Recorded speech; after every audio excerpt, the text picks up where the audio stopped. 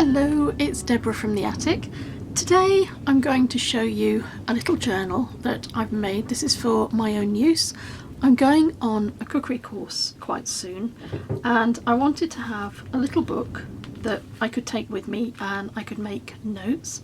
I've added lots of charms here and charms down the side because I've added little things into 4 of the pockets. This is a size of journal that I like very much. I find it really easy to use this size on the go, so I throw it in my handbag and then I have it with me when I'm going places and I want to make notes about things that are happening.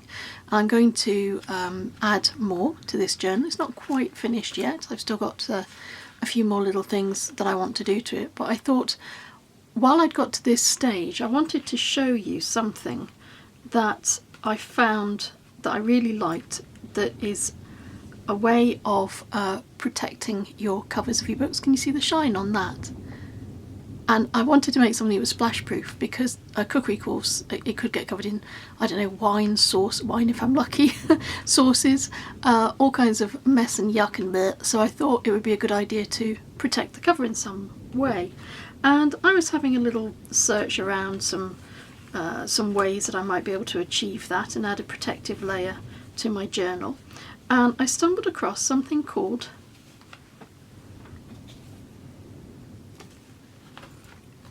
Lamifix. Now, you may have heard of this. It's new to me and I've been having great fun playing with it. And it's basically a thin layer of plastic that you can add to fabric or to paper. And I thought that would be great for my journal. So this is how this one was created, with a layer of this Lamifix. I'm going to show you how to use it, but I also have a little story that goes with it about how you can use kits. This has been made from a kit download. This is from Screech Studio on Etsy. Yvonne makes the most beautiful kits, lovely pages, and this is a selection of some of her pages that I printed out, and I printed them out double-sided because my intention was I was going to use these as the outer pages for a set of signatures to go into a journal of this size. So I printed them out, I started working on my journal, and then I remembered I was flying. Usually when we go to France we drive.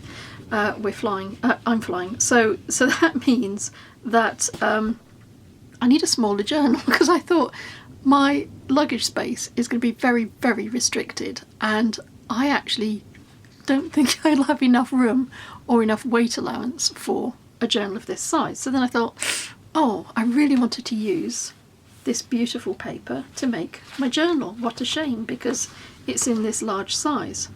I did some experimenting with my printer, and everyone's printer is different, so you'll have to see how yours would do this, but I found that I can select the number of sheets or copies that I want on one sheet of paper. And when I did some playing around, I found that I could actually print 2 onto one sheet of paper, so they are half the size of the original, but they are ideal for my size of journal. So this is where this size has come from. I'm still using the same kit, but I've managed to scale it down. And these pages that I've already printed out will not go to waste, because these are the pages that I'm going to use to add to my original little journal that I showed you. So this will become a little bulkier as the days go on. So this is a really useful, really helpful thing that I've found that means I can get maximum use out of any kits that I buy. Then I cut my page down, and now I'm going to show you how to use the Lamifix. This is why I'm working on my scruffy old padded, it's quite dense, it's quite thick, can you see how thick that is? But it's a padded layer that I use for quilting and making messy ironing on, really. It means that I don't have to get up every time and move to the ironing board. So I've cut my page down ready. I've got some glassine paper to protect the base of my quilting block, my little ironing block, and also to protect my iron, because my iron is heating up here to a medium heat. I'm going to place my layer of book cover down, And then I've cut a piece of the Lamifix, and when you're using it you put the dull side down on your paper that you want to cover. Make sure it covers to all the edges, and then you'll have the shiny side up, and it means that when you heat seal this, because that's what we're going to be doing with the iron, you'll have that shiny layer up.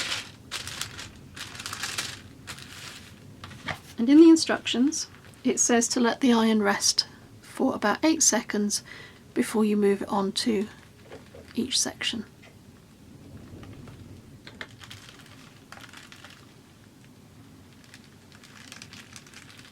So my iron has had a good long time to heat set that Lamifix layer.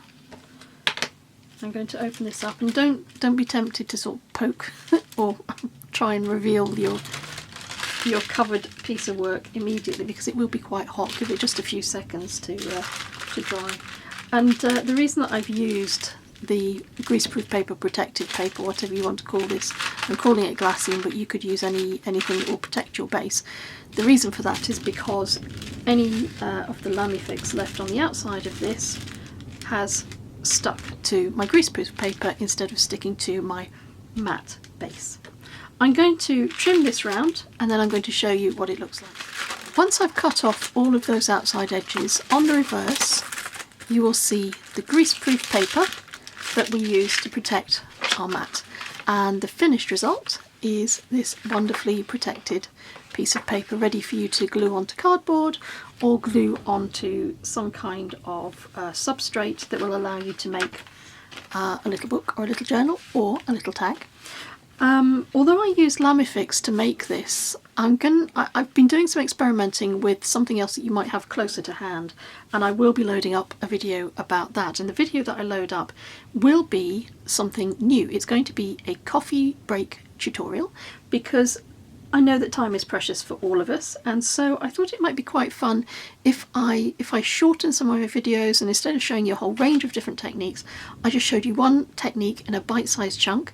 And the idea is that maybe at the end of the day, or maybe at the end of the evening, and you've got maybe 10 minutes to spare, you can sit down with a cup of tea, cup of coffee, glass of wine, pint of gin, whatever it is that you take, and you can just sit back and relax and watch something being made. So that's something new that will be coming soon. You may see from this journal that it's smaller than the page, and because I really wanted this these words at the top and these images at the top, I cut the edge off. Maybe I sacrificed about an inch just to get the journal size that I really like.